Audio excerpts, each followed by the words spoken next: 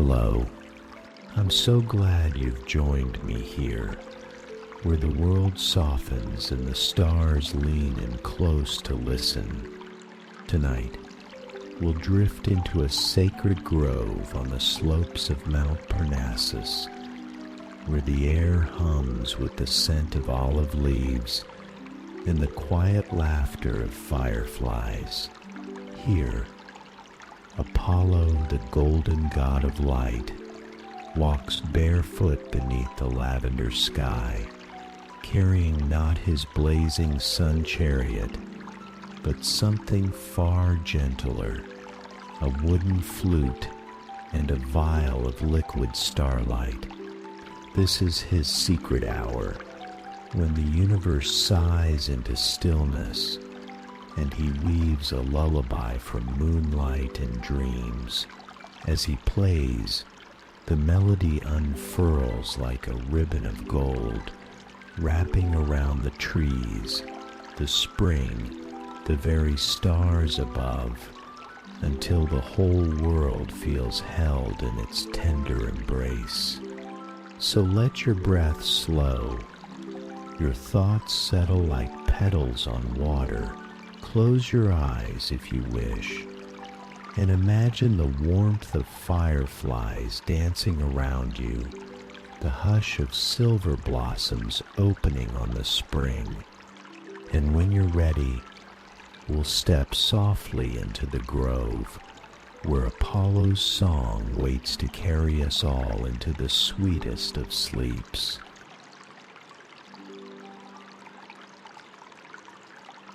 In the time before time, when the world was young and magic flowed like morning mist between the realms, there lived a god whose very presence could banish shadows from the deepest valleys.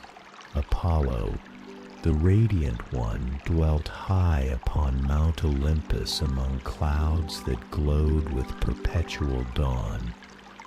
Each morning he would harness his golden chariot to 4 celestial horses whose manes sparkled like captured starlight, their hooves striking thunder from the marble floors of heaven.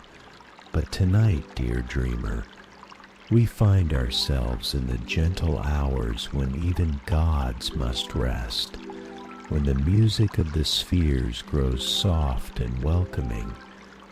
Picture, if you will, a sacred grove on the slopes of Mount Parnassus, where ancient olive trees twist their silver-green branches toward a sky painted in shades of lavender and rose. The air here carries the sweet perfume of ambrosia blooms and the distant echo of lyres that play themselves, their strings touched by nothing but the wind. Along paths paved with moonstones and bordered by sleeping narcissus flowers, Apollo walks barefoot, his golden hair loose about his shoulders, no longer crowned with the blazing circlet of noon. His robe spun from clouds and woven with threads of sunrise trails softly behind him as he moves through this twilight sanctuary. Tonight, the sun god carries not his silver bow or his lyre of power, but something far more precious, a small crystal vial filled with liquid starlight, and in his other hand a simple wooden flute carved from a branch of the first tree that ever grew. For you see, even in the realm of immortals, there comes a time each day when the cosmic dance must pause, when the eternal symphony needs its moments of gentle quiet, and it is Apollo's sacred duty, one known to few, to sing the universe to sleep.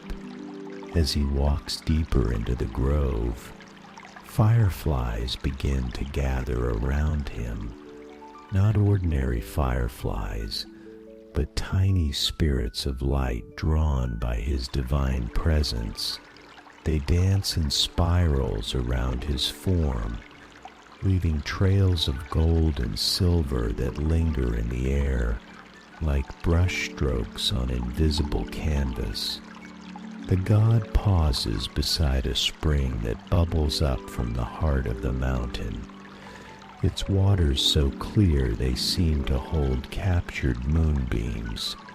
Here, where the music of flowing water mingles with the whispered prayers of mortals far below, Apollo kneels and dips his fingertips into the sacred pool. As the cool water touches his skin, ripples spread outward, carrying with them a gentle luminescence that seems to pulse in rhythm with a great cosmic heartbeat. The very stones around the spring begin to glow with a soft, pearl-like radiance, and the night air grows thick with an almost tangible peace. Apollo lifts the crystal vial and pours 3 drops of starlight into the spring. Each drop creates a perfect circle of light that expands slowly outward, and where the circles touch, flowers of pure silver bloom on the water's surface, night lotus blossoms that open only for the evening prayers of gods. Now the scene transforms around him. The olive trees seem to lean inward, their branches forming a natural cathedral where shafts of moonlight create pillars of soft illumination. Somewhere in the distance, a nightingale begins a song so beautiful it makes the stars themselves pause in their ancient dance across the heavens. Apollo raises the wooden flute to his lips, and the first note that emerges is like honey mixed with morning rain, sweet and cleansing and full of promise. The melody that follows speaks not in words, but in the language of the heart, a lullaby older than memory, woven from the dreams of every soul that has ever sought comfort in the darkness. As he plays, the music seems to take on visible form. Golden threads of sound spiral upward, wrapping around the olive branches, weaving between the fireflies, creating a tapestry of melody that blankets the grove in warmth more soothing than any earthly fire. Far below, in the villages nestled in the mountain's foothills, people who have long since forgotten the old gods feel a sudden peace settle over them. Mothers find their crying babies quieting in their arms. Troubled hearts discover unexpected calm. Even the wild creatures of forest and field pause in their nocturnal wanderings, drawn by something they cannot name but instinctively trust. The music grows softer now, gentler, like a rivulet finding its way to the sea. Apollo's eyes drift closed as he plays, and his divine consciousness expands outward, touching every corner of the world with tendrils of golden light that carry his lullaby to those who need it most. In a fisherman's cottage by a moonlit shore, an old man plagued by memories of storms and loss finds his restless mind finally growing quiet. In a mountain hermitage, a young woman who has spent years seeking enlightenment feels understanding bloom in her heart like dawn breaking over still water. In countless homes, countless hearts, the god's evening song works its ancient magic, reminding all who hear it that they are held, they are loved, they are never truly alone. But perhaps most beautiful of all is what happens in the grove itself. As Apollo's lullaby continues, the very fabric of night seems to respond. Stars lean closer to better hear the melody.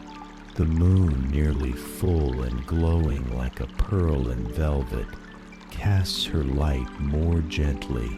Even time itself seems to slow, as if the universe wants to savor this moment of perfect peace. The fireflies have settled now on the god's shoulders, and in his hair, tiny living constellations that pulse in rhythm with his breathing. The night lotus blossoms on the spring multiply, creating a floating garden of silver light, and still the music flows, weaving dreams into reality, turning the grove into a sanctuary where sorrow cannot enter and anxiety cannot take root. As the lullaby reaches its crescendo, though even this climax is soft, like the whisper of wind through wheat fields, and they shine with the warm light of candles reflected in still water, he can feel the peace spreading outward from this sacred place, rippling across the world like the gentlest of waves, touching every soul that hungers for rest. Now comes the most tender part of his nightly ritual. Still playing his wooden flute with one hand, Apollo reaches into the folds of his cloud-spun robes and withdraws a collection of tiny golden bells, each no larger than a dewdrop, each inscribed with symbols that speak of comfort and protection and sweet dreams. One by one, he sets the bells afloat on the spring, and as they touch the water, each one releases a single perfect chime that harmonizes with his flute song. The sound is like wind chimes made of captured laughter, like the music of distant temples where kind monks pray for the world's happiness. With each bell that joins the symphony, the grove becomes more beautiful. Vines heavy with night-blooming jasmine creep along the ground, their white flowers opening to release fragrance so sweet it seems to dissolve the very concept of worry. Crystals hidden in the rocks begin to glow, transforming the grove into a cave of wonders where every surface reflects the gentle radiance of divine peace. Apollo plays on, his music now joined by the mystical chorus of elements responding to his call. The wind through the olive leaves provides a soft percussion. The spring water babbles in perfect rhythm. Even the breathing of sleeping animals in the distant woods adds to the harmony, creating a symphony of rest that encompasses all of creation. As the night deepens and grows more beautiful, the god's lullaby begins to work its magic on him as well. For even divine beings need their time of restoration, their moments when the weight of cosmic responsibility can be set aside in favor of simple, peaceful being. His playing grows softer, more intimate, as if he were singing this lullaby to himself now, or perhaps to the sleeping earth, which he loves as tenderly as any mother loves her child. The golden threads of visible music settle like a blanket over the grove, and the very air becomes thick with drowsiness, but a drowsiness that brings joy rather than fatigue. peace rather than unconsciousness. Apollo finds himself thinking of all the mortals below who struggle with insomnia and worry, who toss and turn on beds that feel too rough, in rooms that feel too cold. He thinks of the children who fear monsters in the dark, not knowing that the greatest monster is often the voice of their own anxiety. He thinks of the adults who carry burdens that seem too heavy, who forget that they too deserve rest and comfort, and so he plays for them all, pouring into his music every ounce of divine compassion he possesses.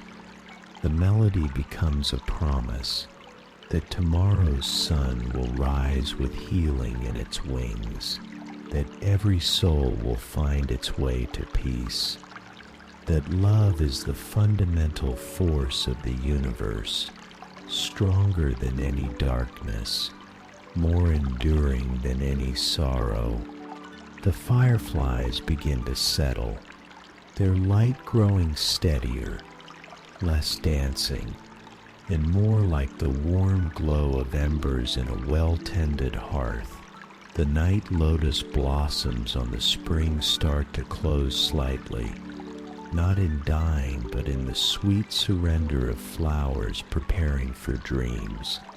Even the olive trees seem to sigh with contentment, their leaves rustling more softly, as if they too are being sung to sleep. Apollo's own breathing deepens as his lullaby continues. His divine form seems to grow somehow softer, more human, as if the act of giving comfort has opened his immortal heart to receiving it as well. The wooden flute in his hands has grown warm from his touch, and its music has taken on qualities of love so pure it transforms everything it touches. Now the grove has become a cradle, a sanctuary where even gods can be vulnerable, where even those who give light to the world can rest in darkness without fear. The golden bells continue their gentle chiming, but slower now, like the breathing of someone sinking into peaceful sleep. The spring bubbles more quietly, its voice joining the universal lullaby that Apollo has woven from moonlight and music. As his song draws toward its close, Apollo sets down the flute and simply sits in the profound quiet he has created. The grove breathes around him, alive with gentle magic, every surface glowing softly, every shadow filled with love. He dips his hands again in the sacred spring, and this time when the ripples spread outward, they carry with them a final gift, the promise that this peace, this rest, this sense of being perfectly held and perfectly safe will follow all who truly need it into their dreams. The god rises slowly, his movements creating small symphonies in the charged air around him. As he prepares to leave this sanctuary, he speaks a word of power, not commanding but inviting, not demanding but offering. It is a word that means sleep well in every language that has ever been or ever will be, and it settles over the grove like a blanket woven from starlight itself.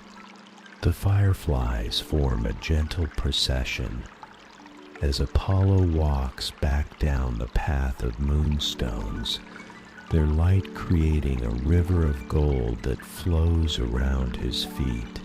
The grove settles into perfect stillness, a pocket of peace that will remain undisturbed until the next evening, when duty and love will call him back to this sacred work of singing the world to sleep. As he reaches the edge of the grove, Apollo pauses and looks back once more at the scene he has created. The glowing spring, the silver flowers floating on its surface, the olive trees standing like gentle guardians over this sanctuary of rest. Tomorrow he will resume his journey across the sky, bringing light and warmth to the world below. But tonight, in this moment, he is given something even more precious than illumination. He has given the gift of peace itself, wrapped in melody and delivered on wings of divine love.